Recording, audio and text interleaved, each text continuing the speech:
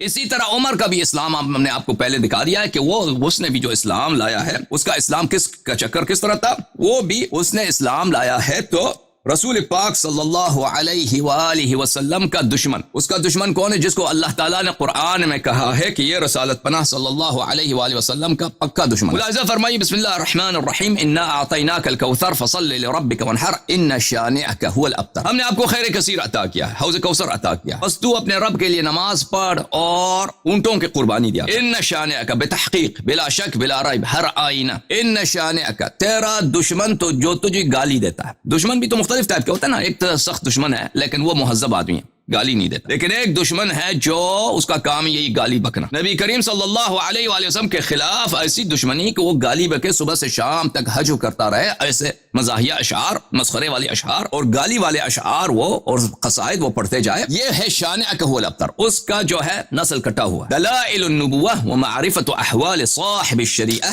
کس کی؟ ابی بکر احمد ابن الحسین البیہقی صاحب کی کتاب ہے، بہت عظیم، بہت بڑے لاجواب محدث، اور یہ کتاب بھی ان کی عظیم کتاب ہے، معروف کتاب ہے، الصفر الثانی، چاپ دار الکتب العلمیہ. اس کتاب میں ملاحظہ فرمائیے محترم ناظرین، کتاب چھپی ہے سن 1988 میں دار البیان للتراث. اچھا، اس کتاب میں میرے محترم ناظرین ملاحظہ فرمائیے، آپ کو لے کے چلتے ہیں صفحہ نمبر 69 میں. کان القاسم ابن رسول اللہ صلی اللہ علیہ وآلہ وسلم بلغ ان یرکب الدابہ. قاسم جو رسول پاک صلی اللہ علیہ وآلہ وسلم کے فرزند تھے، ان کی عمر اتنی بڑھ گئی کہ وہ سواری کرنے لگے، تو ان کی جب وفات ہو گئی ہے عمرو ابن العاص. کون شخص؟ عمرو ابن العاص. جب جناب قاسم علیہ السلام فرزند رسول صلی اللہ علیہ وآلہ وسلم کی وفات ہو گئی ہے تو عمرو ابن العاص، وہی جو جماعت عمریہ کے آنکھوں کا تارا ہے، معاویہ کا ساتھی تھا صفین میں، اس نے کہا ہے لقد اصبح محمد صلی اللہ علیہ وآلہ وسلم ابتر من ابنی. اس نے کہا تھا کہ رسالت پناہ صلی اللہ علیہ وآلہ وسلم ابتر ہو گئے، ان کی نسل ختم ہو گئی، بیٹے ان کے مر گئے. فانزل اللہ تعالی علی نبیہ، تو اس وقت اللہ تعالیٰ نے اپنے نبی صلی اللہ علیہ وسلم کو نازل کیا انا اعطیناک الکوثر فصل لربک وانحر ان شانئک هو الابتر. ذلك روی بهذا الاسناد وهو ضعیف. کہتے ہیں یہ سند میں ذکر یہ ہے شانع کون ہے؟ عمرو بن العاص، لیکن یہ سند ضعیف ہے. والمشہور، مشہور جو ہے معروف ہے محدثین کے ہاں سب مانتے ہیں ان الآیت نزلت فی ابیہ، آیا کس کے متعلق نازل ہوئی ہے؟ عمرو بن العاص کے والد عاص بن وائل السہمی کے متعلق نازل ہوئی. کتاب جامع البیان عن تعویل آیہ القرآن تالیف ابن جریر الطبری، الجزء 30، چاپ دار الفکر، سنہ 2009 میں دار الفکر بیروت میں چھپی ہے. ملاحظہ فرمائیے ان سورۃ الکوثر کی شرح ہے، تفسیر ہے ان شانئک هو الابتر. ایک حدیث ابن عباس فرماتے ہیں ان شانئک هو الابتر والعاص بن وائل، وہ شخص جس کو قرآن نے شہادت دی ہے کہ یہ کمینہ رسول پاک صلی اللہ علیہ وسلم کا شانع ہے. شانع سے کیا مراد ہے؟ کہ وہ گالی بکتا ہے، ہجو کرتا ہے، وہ مسخرہ کرتا ہے، استہزاء کرتا ہے، گالی دیتا ہے. وہ کون ہے؟ عاص بن وائل. سعید بن جبیر نے کہا هو العاص بن وائل. سعید بن جبیر دوسرے سند کے ساتھ ان شانئک هو الابتر عدوک العاص بن وائل، شانئک هو الابتر ان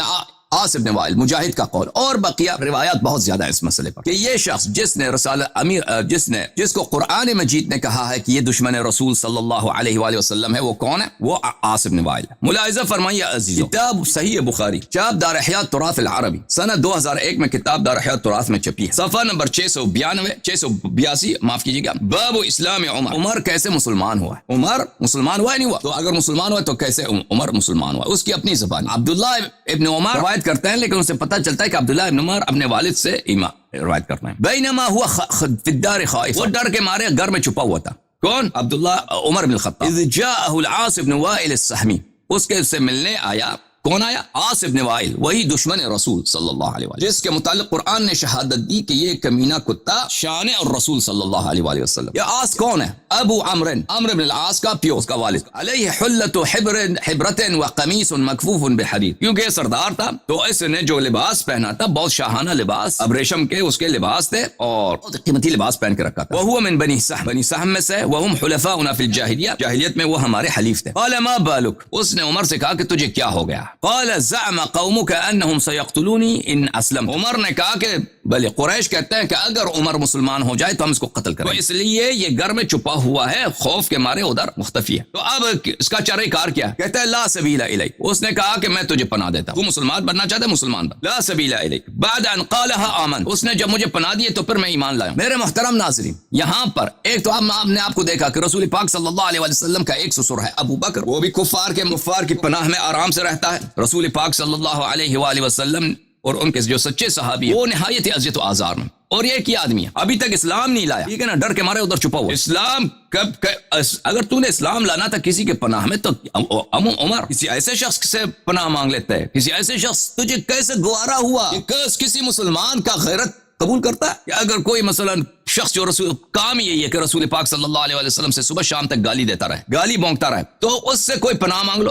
یہ کیسا, یہ تم اس کو صحابی مانتے ہو, اس کے اسلام کو مانتے ہو جماعت عمریہ, یہ کیسا اسلام ہے مجھے بتاؤ. یہ اسلام لایا ہے تو کس کے پناہ میں؟ اس شخص کے پناہ میں جو نہایت ہی دشمن ہے رسول پاک صلی اللہ علیہ وسلم کا. اور قریش کے سردار سیاست دان تھے, وہ پاگل نہیں تھے. اگر اس کو مسلمان ہونے دیا ہے ایسے دشمن رسول صلی اللہ علیہ وسلم نے, تو لازمی آپس میں کوئی انڈرسٹینڈنگ تو ہوگی. یہ اندر سے اسلام کے اندر سے اور صحابہ کے اندر سے امت کے اندر سے کیسے ان کا سپورٹ کرے گا؟ وَإِلَّا کیسے ہو سکتا ہے اس کو پناہ دی؟ ملاحظہ فرمائیے کتاب رسالۃ الغفران لأبی علاء المعری متوفى سنہ 449, ابو العلاء المعری کا رسالۃ الغفران چاپ دار المعارف. یہاں پہ آپ کو لے کے چلتے ہیں میرے عزیز صفحہ نمبر 510 میں. اسلام عمر کے متعلق وہ فرماتے ہیں وفي بعض الروايات ان عمر بن الخطاب خرج من بيته يريد مجمعا كانوا يجتمعون فيه للقمار. عمر کو عادت تھی جوئے کھیلنے, ٹھیک ہے نا, وہ اپنے گھر سے نکلا کہ چلتے ہیں وہاں پہ کوئی قمار کھیلیں گے, جوا کھیلیں گے, کسینو چھوٹا موٹا ہوگا مکے میں, ادھر جائیں گے. فلم يجد فيه احد,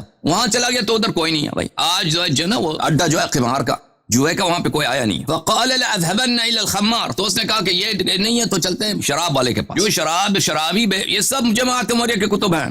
نہ بولو کہ یہ اللہ یاری گالی دیتا ہے, گالی میں نہیں دیتا, میں نے گالی ایک نہیں دی. میرا جرم یہ ہے کہ جو ان کے کتاب میں ہے, ان کے روایات میں ہے, ان کے اکابر نے روایت بخاری کو تو یہ عدل قرآن مانتے ہیں, وہ میں نے آپ کی خدمت میں پیش. جماعت عمریہ کے خلاف میرے کے پاس میرے رد میں کچھ بھی نہیں. وہ کہیں ایک ہی رد ہے, اللہ یاری نے گالی دی, ٹھیک ہے نا. اپنے آپ کو کیونکہ جواب نہیں ہے, جواب کیا دیں گے, کس منہ سے جواب دیں گے؟ گالی دی, یہی جھوٹ. اور اسی طرح میرے سب مخالف شیعوں میں بھی جو میرے مخالف ہیں نا, وہ یہی کہ اللہ یاری نے گالی دی. تم استدلال دیکھو, دلائل دیکھو, اب تمہاری اپنی کتب سے میں دلیل لے کے آتا ہوں. اس نے کہا لأذهبن الى الخمار, شرابی کے پاس چلتے ہیں, وہاں جوا اگر نہیں ہے تو شراب پیتے ہیں. لعلی اجد عنده خمرا, وہاں سے شاید مجھے کچھ مفت میں یا مثلا وہ صدقہ وغیرہ میں کوئی مجھے شراب دے دے. فلم يجد عنده شيئا, وہاں بھی گیا تو شراب والا بھی کوئی نہیں ملا. قال لأذهبن ولا اسلمن, جب اس کو جوا بھی نہیں ملا, شراب بھی نہیں ملا, تو کہا کہ آپ چلتے ہیں. وہ رسول اللہ صلی اللہ علیہ وسلم بڑے کریم ہیں, وہ ہر ایک کو کھانا کھلاتے ہیں, ان کے در سے خالیات کوئی نہیں آتا, تو میں مسلمان بننا چاہتا ہوں. پھر گیا ہے گھر, ادھر چھپ گیا نا ڈر کے مارے. گھر جب لوگوں کو پتہ چلا کہ یہ مسلمان بننا چاہتا ہے تو لوگوں نے کہا اس کو خوب مارتے ہیں, اس کی خوب پٹائی کرتے ہیں. تو بھاگ کے اپنے گھر چھپ گیا. پھر اس کو اس کافر کو پتہ چلا ہے, عاص ابن وائل کو, پھر اس نے اس کو پناہ دی. تو بہرحال ابو بکر بھی کفار کی پناہ میں, عمر بھی کفار کی پناہ میں, یہ ان کے بھلے, اور یہ ہمیشہ کفار کی پناہ میں رہے. اسی لیے انہوں نے کبھی جنگ ہی نہیں کی نا کفار میں کے خلاف, کبھی کسی جنگ میں انہوں نے تیر نہیں پھینکا, کسی کافر کو انہوں نے قتل نہیں کیا. اسی لیے کہ ان کے روابط اور ان کے جو ہیں ان کے جو آپس میں ریلیشن شپ تھی کفار سے بہت اسٹرانگ تھی.